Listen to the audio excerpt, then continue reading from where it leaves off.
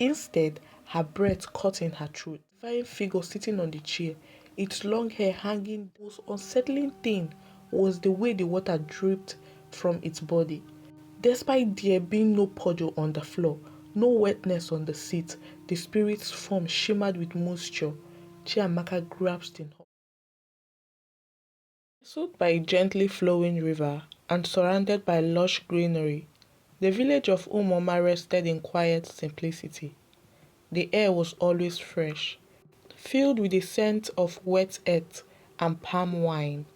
Narrow paths wound through clusters of mud houses, and the laughter of children mixed with the rhythmic sound of pestles pounding yam in the evenings. It was a simple community where everyone knew everyone, a place where success or failure were never unnoticed. In one corner of the village, not far from the market square, stood a small shed made of bamboo and rusted zinc sheets. Chiamaka's hairdressing shop. Inside, colorful ribbons hung from a wooden beam, combs and brushes lined in a wooden table, and a single cracked mirror leaned against the wall. The shop was neat and modest, but quiet, too quiet. Chiamaka sat on the wooden bench by the door, resting her chin on her palm. Her eyes wandered down the dusty road that led into the market. The sun was high, the day bright and alive, but not a single customer had walked into her shop. Her heart was heavy. It had been like this for months, waiting, hoping, and watching the hours crawl by. She had done everything she could think of. She had offered free hairstyles to draw attention, braided her own hair into intricate patterns to display her skill, even decorated her shop with bright clothes to make it look inviting. But nothing worked. People simply passed by her shop as if she didn't exist. She sighed deeply, her stomach growling softly. The hunger had become familiar, her constant companion. Sometimes she wondered if God had forgotten her. Her best friend, Chika, was the only one who visited. Every few days, Chika would stop by with her cheerful smile and kind words. Chiamaka, my dear, she would say, sitting on the low stool, make my hair again. I want to try that new style you showed me. Chiamaka would smile faintly, grateful for her friend's presence. You just made your hair 3 days ago, Chika, she would say, shaking her head. I know, Chika would laugh, but at least you would have something to do. I can't let your hands forget their gift. And so Chiamaka would braid her friend's hair, neat, beautiful, creative. Each twist and pattern reminded her of what she loved, of the dream she had held onto. But when Chika left, the silence returned, and with it, the weight of failure. Her farm produce, yams, cassava, and vegetables was what kept her alive. It wasn't much, but it sustained her. Still, the thought of spending her life only farming when she had a rare gift for hairdressing made her heart ache. That evening, after another quiet day, she sat in her small shop, staring at her tools. The soft hum of crickets filled the air. Her mind wandered, heavy with thoughts. Why won't they come? She asked herself silently. What am I doing wrong? I've tried everything. I even braided for free. Still no one comes. She looked down at her hands. These same hands my grandmother said were blessed. So why do they bring me nothing? Her eyes stung, and she blinked away the tears. Am I cursed? That night, back at home, she decided to tidy her room to keep her mind busy. As she swept under the bed, something rolled out, a small carved wooden comb, worn smooth from years of use. She froze. Her heart tightened. It was her grandmother's old comb, the one she had used when teaching Chiamaka how to braid hair. She picked it up slowly, her thumb brushing over the faded carvings. Memories flooded in, her grandmother's wrinkled face, her gentle laughter, and the stories she used to tell. One story stood out, the story of the river. Her grandmother had said that the river running through Umoma wasn't an ordinary river. It was old, ancient, and had a spirit that granted wishes to those who came with pure intentions. But her grandmother had always warned, not all wishes come the way you expect. Chiamaka sat on her bed, turning the comb over in her hands. Could this be true? She wondered.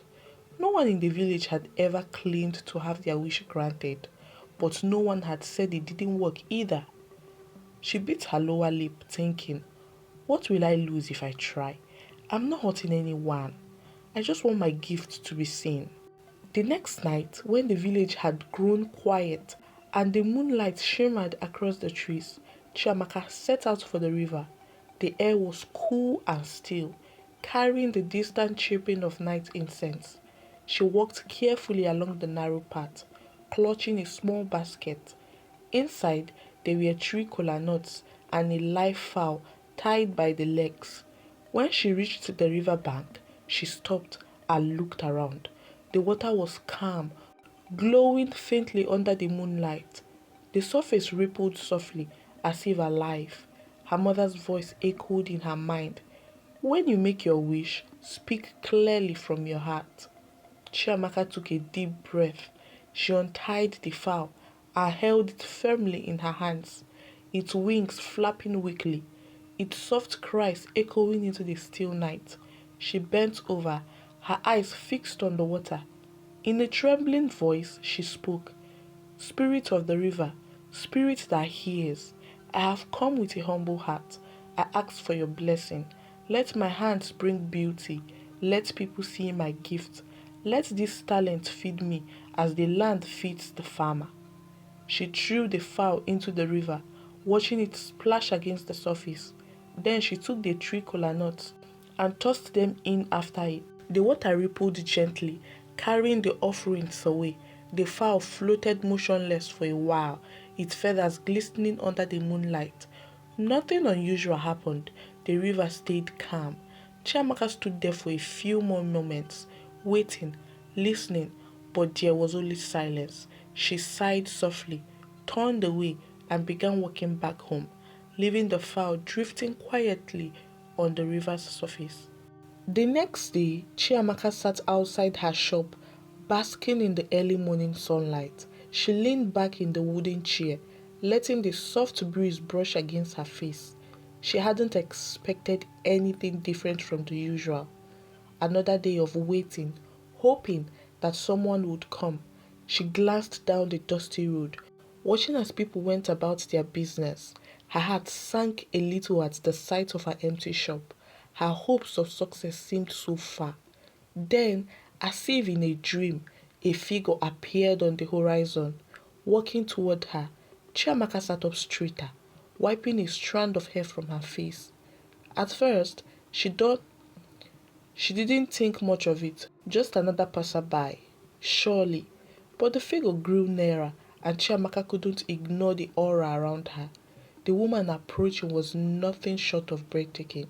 She was beautiful, almost ethereal, like someone who belonged to another world, a world of royalty, of princesses.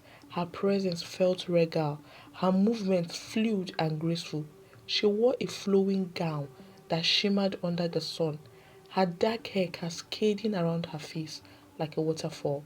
Her skin was flawless, glowing with a subtle radiance that seemed to captivate the air around her. Chiamaka's heart skipped a beat. Could it be? Could this be the customer she had been waiting for? To her surprise, the woman stepped right in front of her shop, looked directly at her and smiled. I want to braid my hair, she said, her voice smooth and melodious, almost like music. Chiamaka's heart leapt for joy. She almost didn't know what to say. Of course, she said, her voice filled with excitement. Come in, please, sit down. I'll get you comfortable.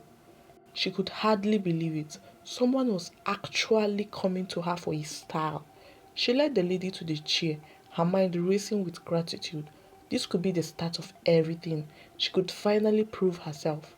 As the woman sat in the chair, Chiamaka quickly moved to grab the towel to drape over her customer's shoulders. The woman's beauty was hypnotizing, and Chiamaka couldn't help but steal a glance at her reflection in the mirror. What happened next made her freeze. Chiamaka looked into the mirror, expecting to see her beautiful customer's face. Instead, her breath caught in her throat. The reflection staring back at her was not the woman in the chair, it was something else. A terrifying figure sitting on the chair, its long hair hanging down, covering its face entirely. The hair was dark and thick, almost reaching the floor. The clothes he wore were tattered and drenched in water, the fabric clinging to its form as though he had just been risen from the depths of a river. But the most unsettling thing was the way the water dripped from its body. Despite there being no puddle on the floor, no wetness on the seat, the spirit's form shimmered with moisture. Chiamaka grasped in horror. Before she could move or even cry out, the spirit entered her body. It happened so quickly that Chiamaka couldn't comprehend what was going on. She stood there, paralyzed as the spirit took control. For a moment, she was aware of what was happening, but it was like being locked inside her own body. Her soul was suppressed, lying dormant as if asleep. While the spirit moved her hands, guided her actions. When the spirit looked into the mirror, it saw only itself, its own reflection, not Chiamaka's. It was the spirit now inhabiting her body, and Chiamaka was no longer in control. The spirit wasted no time. It turned to the mirrors in the shop, eyes glinting with purpose. With a swift, airy motion, it began to smash each one. Shattered glass rained to the floor, the sound echoing through the small town. The spirit moved with speed, destroying everything. Later, when the shop was finally remodeled and rebranded, Chiamaka, who is now the spirit, now had a policy in the shop, which is a no mirror policy. Who asked was she had decided to remove the mirrors to give the place a fresh new look. Some thought it was strange, even funny, but no one questioned her decision too much. The spirit's influence worked like magic. People came in from all over the village and even from neighboring villages to see the mysterious hairdresser with no mirrors. It didn't matter that it was unusual. What mattered was the talent, the way she could braid hair faster than anyone else. With such precision and beauty, no one could deny that her skill was something extraordinary. As customers flocked to her shop, the spirit thrived, feeding off the energy of every strand of hair it touched. With every braid, every twist, the spirit absorbed more and more power, weaving darkness into each strand. The hair, once beautiful, became cursed.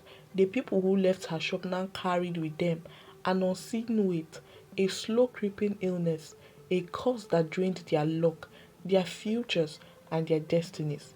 The spirit ate not just hair, but the very essence of the people. Chiamaka, however, remained silent inside her own body. She wasn't aware of the spirit's actions. Every day, more people came, and every day the spirit grew stronger, feeding on the hair it braided, spreading its evil with each touch. It had been weeks since Chiamaka's shop became the talk of the village. People couldn't stop praising her work. They said her hands were blessed, her speed unmatched, her touch magical. Every woman wanted to braid her hair there.